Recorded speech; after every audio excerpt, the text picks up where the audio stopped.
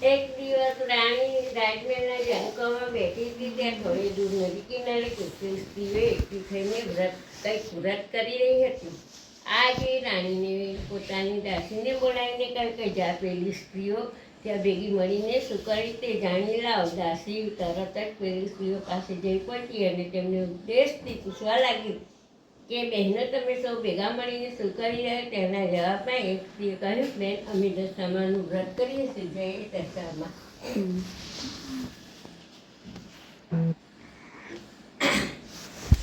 આ વ્રત કેવી રીતે થાય તેમ દાસીએ પૂછ્યું. તેના જવાબમાં પેલી સ્ત્રીએ કહ્યું, બેન સૂતરના 10 તારેલા તેને 10 ગાંઠો વાળી તથા ગાંઠોને કંકુના ચાંદલા કરવા. એ પછી તેવી સ્ત્રીએ દાસીને આ વ્રત ક્યારે થાય કેવી રીતે થાય તેની વિગતવાર માહિતી આપી.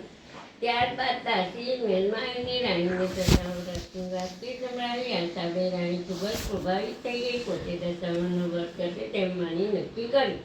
પરંતુ રાજા આ વાત સાંભળીને ત્યારે રાણીને ચોખ્ખી ના પાડી દીધી અને ઉપરથી સંભળાવી દીધું કે તારે શા માટે આ વ્રત કરવું જોઈએ. આપણે ત્યાં શની ખોટ છે, ધન દોલત સુખ સાદી રાજપાટ સંપત્તિ બધું જ છે, પછી શા માટે તારે આ વ્રત કરવું જોઈએ. રાજાના આવા અહંકાર ભર્યા વચને સાંભળી રાણી નારાજ થઈ ગઈ. તેને રાજાને સમજાવવાની ઘણી કોશિશ કરી પણ તે એકનો બે ના થયો. તેને રાણીને વ્રત કરવા મંજૂરી ના જ આપી તે ન જ આપી. રાજાને આવેલો આટલો અહંકાર અને પોતાના મહેલમાં થયેલો અપમાન તે દશામાં કોપાયન થયા. બીજા દિવસે અચાનક પડોશી રાજાનું રાજ્ય લઈ લશ્કર ઉપર રાજા ઉપર ચડી આવ્યો. રાજા રાણી કુંવર રાતોરાત પોતાનું રાજ્ય છોડી જીવ લઈને ભાગી જવું પડી. રાણીએ દશામાનું વ્રત પોતાને ન કરવા દીધું. એનું પરિણામ છે તેવું રાજાએ કહ્યું. ત્યારે રાજાએ તેના ઉપર ગુસ્સે થઈ ગયો અને આખી વહીવટની મારી આગળ ન કરવી તેમ જણાવી દીધું. ત્યારબાદ રાજા રાણી પોતાના બે કુંવરો સાથે ચાલતો ત્યાં વાડીમાં જઈ ચડ્યા. ત્યાં તો થાક્યા પાછા આરામ કરવાની તૈયારીઓ કરતા હતા. ત્યાં જ વાડીના બધા જ ફૂલો સુકાઈ ગયા. આ જે મારી વિચારમાં પડી ગઈ. તેમને થયું કે લોકોના પગલાં બહુ ખરાબ છે, તેમના ઉભાથી જ મારી વાડીના ફૂલ સુકાઈ ગયા. આથી તે રાજા રાણી અને કુંવરોને અપમાનજનક કરીને સંભળાવી કે વાડીમાંથી બહાર કાઢી મૂક્યા. ત્યાંથી તેઓ ચાલતા જતા એક વાવ પાસે પહોંચ્યા. મને પણ ખૂબ જ તરસ લાગી હતી. આવી રીતે તેઓ ઉતાવળે પગલે વાવમાં ઉતરવા લાગ્યા અને ત્યાં સમય અદ્રશ્ય સ્વરૂપે રાજકુમાર વાવમાં ખેંચી લીધા. આજે રાણી કલ્પાત કરવા લાગી. રાજાને મનમાં થઈ કે માનો દશામાનો તાપ છે. આથી તેમણે રાણીને આશ્વાસન આપતા કહ્યું અને કલ્પાત ન કરો રાણી. જેને કુંવરો આપ્યા હતા તેને લઈ લીધા. આપણી દશા ફળી ગઈ છે.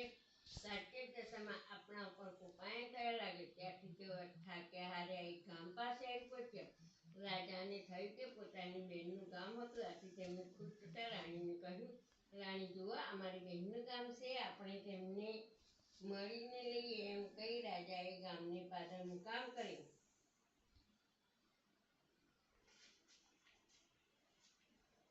અને એ માણસ મારફતે પોતાની બહેનને સંદેશો મોકલાય. સંદેશામાં જવાબમાં બહેને એક પિત્તળની ગાગરમાં સુખડી ભરીને મોકલાવી. સાથે સોનાની સાંકળી પણ મોકલી.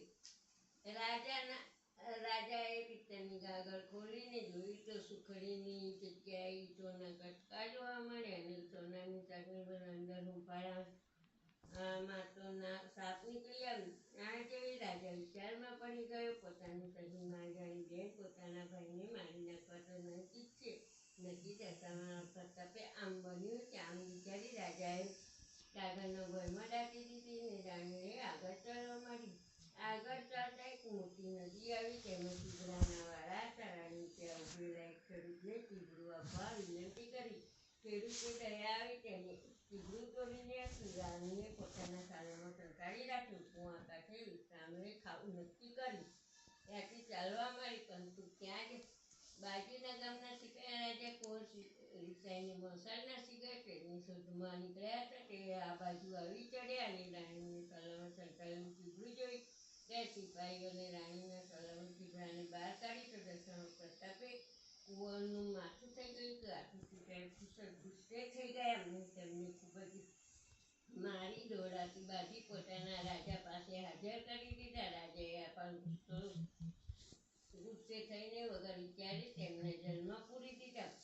આમ રાજા રાણી દશરથ પ્રતાપને જેલમાં વગારોથી પૂરાઈ ગયા. તેમને દુઃખના દાડા પસાર કરવા ગયા. એમ કરતા 12 મહિના નીકળી ગયા અને વળી પાછો શ્રાવણ મહિનો આવ્યો અને રાણીને થયું કદાચ આ દશામાનું અપમાન કર્યું હશે, તેથી તો આ દિવસો જોવા નહીં પડ્યા હોય ને. આથી તેને દશામાનું વ્રત કરવાનો નિર્ણય કર્યો.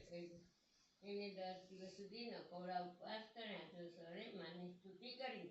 રાણીની ભક્તિ જોઈ દશરથ તેના પર પ્રસન્ન થયા ને સૌ સારાવાના થશે એવા આશીર્વાદ આપ્યા. ત્યારબાદ પેલા રાજાએ સપનામાં આવી કહ્યું, રાજન પેલા નિર્દોષ તમને તે પૂર્યા છે અને તેને તું સવારે છોડી મૂકશે. તારું કુંવરી થઈને મોસર ચાલ્યો ગયો છે, તે સવારમાં પાછો આવી જશે. સવારે રાજાએ ઉઠીને જોયું તો કુંવર હેમખેમ પાછા આવી ગયો હતો. આથી રાજાએ જાતે જઈને પેલા રાજા રાણી કેદમાંથી મુક્ત કર્યા અને તેમને ખૂબ જ માનપાન પહેરામણી આપી તેમના ગામે જવા વિદાય કર્યા. રાજા રાણી ખુશ થતા ત્યાંથી જો બહેનના ગામને પાદર આવી પહોંચ્યા. ત્યાં રાજાએ પેલી ગાગર યાદ આવી. તેમને ખાડો ખોદીને ગાગર બહાર કાઢી. તેમાં જુએ સરસ મજાની સુખડી હતી અને સોનાની કાકડી પણ હતી. બહેનને ખબર પડતા જ પોતાના ભાઈ ભોજાઈને લેવા સામે આવ્યા. એમ પોતાના ઘેર લઈ જઈ 2 દિવસ મહેમાન બનાવી તેમને રાખ્યા. ત્રીજા દિવસ તેઓ ત્યાંથી ચાલી નીકળ્યા.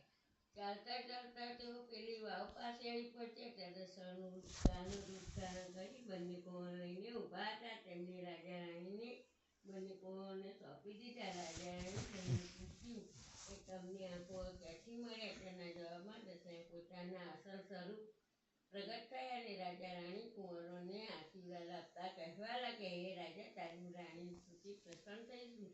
હવે તને તારું રાજ્ય પાછું મળી જાય. આથી તારી વધતી દશા થશે. તે મારું અપમાન કર્યું હતું. ત્યાં અહંકાર ભર્યા વચને કહ્યું, રાણીનું મારું વ્રત કરતા અટકાવી હતી. આથી હું તારા ઉપર કોપાયણ થઈ હતી. માટે તું નગરમાં કોઈને પણ મારું વ્રત કરતા અટકાવતો નહીં, બલકે મારો મહિમા વધારવાનો પ્રયત્ન કરજો. રાજા દશામાં પગમાં આરોગતા કહ્યું, તમારી કૃપા પાર છે. તમારી કસમ પાર ઉતરવું મુશ્કેલ છે. માટે મહેરબાની કરી તમારો ક્રોધ કદી કોઈને બતાવશો ને. દરેક જણ પ્રત્યે તમારી મીઠી નજર રાખજો. માં દશામાં હસીને બોલ્યા, રાજા, તારી વાત કબૂલ રાખું છું. જે કોઈ મારી કથા સાંભળી ભક્તિભાવપૂર્વક વ્રત કરશે તેને હું ક્યારેય નડીશ નહીં. એમ કહી દશા અગ્રસ્ત થઈ ગયા. ત્યારબાદ રાજાની કુંવરો પોતાના રાજ્યમાં આવી પહોંચ્યા અને સુખેથી દિવસો પસાર કરાયા ગયા. બોલો દશા.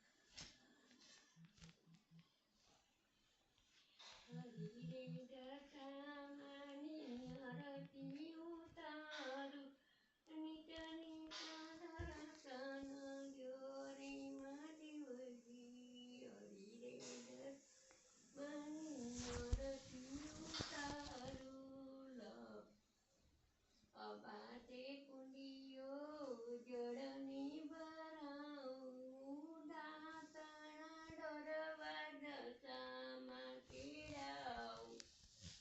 રે દશામાની આરતી ઉતારું, માથે કુંડિયો જળની ભરાવું, જીલણા જીલવા દશામાં તેડાવું.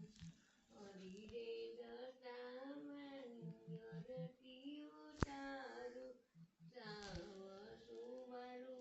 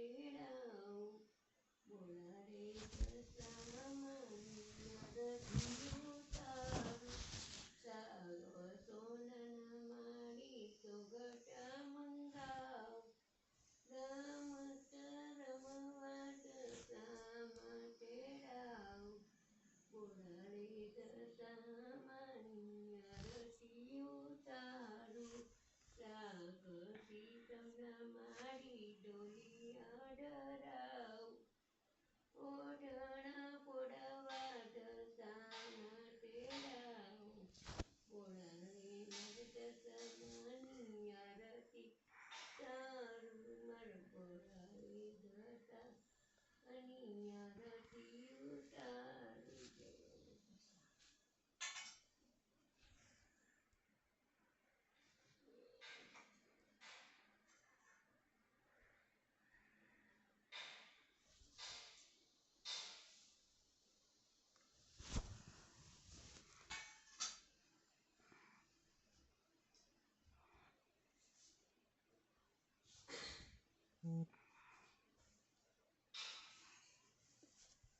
દ્વારકાના દર્શનમાં તમે જલ્દી જમવા આવો. સોમવાર પૂરી જલ્દી જમવા આવો ને. ગળવારે મોહન થાળ જલ્દી જમવા આવો ને.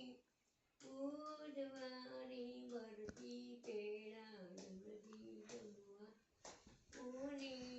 ગુરુવારે ગુલાબ જાંબુ જલ્દી જમવા ઓને. શુક્રવારે શક્કરપેરી જલ્દી જમવા અને. શનિવારે શિરણ પૂરી જલ્દી જમવા અને. ગુરુવારે ગુલાબ જાંબુ જલ્દી જમવા અને. રવિવારે રસની રોટલી જમવા દ્વારકા રસામાં તમે જલ્દી જમવા અને. જળ જમનાના જારી ભરાવો વાંચન રે ઓને.